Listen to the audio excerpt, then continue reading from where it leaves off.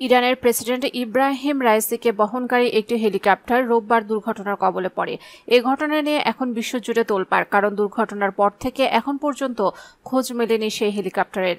জানা যায়নি কেমন আছেন রাইসি, কিন্তু দুর্গম এলাকা থেকে কিভাবে এসেছিল দুর্ঘটনার খবর। দুর্ঘটনার পড়া ওই হেলিকপ্টার থেকে আসা একটি জরুরি ফোন কলের মাধ্যমে জানা যায় এই খবর। বলা হচ্ছে হেলিকপ্টার প্রেসিডেন্ট রাইসির সঙ্গে থাকা কর্মকর্তারাই ওই ফোন কল করেছিলেন। ইরানের স্বরাষ্ট্রমন্ত্রী আমির ভাহিদি রাষ্ট্রীয় টেলিভিশনে বলেছেন, ওই হেলিকপ্টারের সঙ্গে যোগাযোগ স্থাপন করা হয়েছিল, তবে কথার মধ্যে সংযোগ বিচ্ছিন্ন হয়ে যায়। প্রতিবেদন মতে রাইসির ওই হেলিকপ্টারের সঙ্গে আরও 2টি হেলিকপ্টার ছিল, সেগুলো গন্তব্যে পৌঁছেছে।